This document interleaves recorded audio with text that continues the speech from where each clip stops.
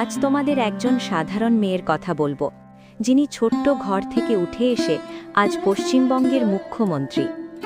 সংগ্রাম, সাহস আর দৃঢ় ইচ্ছাশক্তি, এই তিনটেকেই হাতিয়ার করে তিনি বদলে দিয়েছেন রাজনীতির চেহারা। আজ আমরা জানব আমাদের প্রিয় মুখ্যমন্ত্রী মমতা ব্যানার্জির জীবনের অজানা গল্প। চলুন তাহলে তার জন্ম ও ছোটবেলা সম্পর্কে জেনে নেওয়া যাক।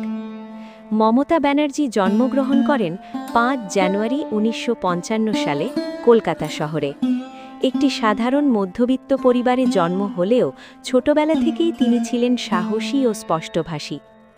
এরপর তার শিক্ষাজীবন সম্পর্কে জেনে নেওয়া যাক। তিনি কলকাতার ভবানীপুরের মন্মথনাথ নন্দন গার্লস অ্যান্ড বয়েজ স্কুলে প্রাথমিক শিক্ষা গ্রহণ করেন। এরপর তিনি ২০৭০ সালে দেশবন্ধু শিশু শিক্ষালয় থেকে উচ্চ মাধ্যমিক পাশ করেন। এরপর তিনি ইউনিভার্সিটি অফ ক্যালকাতা থেকে ইতিহাসে স্নাতক ডিগ্রি অর্জন করেন। এরপর তিনি আইন ও শিক্ষাবিজ্ঞানে ডিগ্রি লাভ করেন।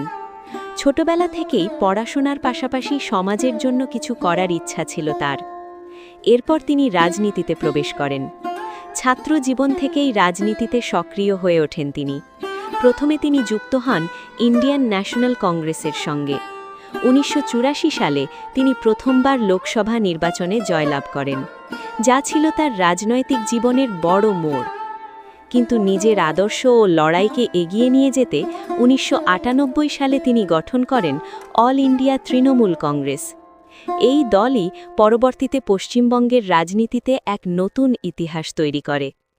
২০১১ সালে দীর্ঘ ৩৪ বছরের শাসনের অবসান ঘটিয়ে তিনি পশ্চিমবঙ্গের মুখ্যমন্ত্রী হন। এটাই ছিল তার সংগ্রামের সবচেয়ে বড় সাফল্য। তাহলে বন্ধুরা, মমতা ব্যানার্জির জীবনের এই গল্প আপনাকে কেমন লাগলো? কমেন্ট করে অবশ্যই জানাবেন। আর যদি এরকম আরও শিক্ষামূলক ও অনুপ্রেরণামূলক ভিডিও দেখতে চান, তাহলে আমাদের চ্যানেলটি সাবস্ক্রাইব করতে ভুলবেন না। ধন্যবাদ।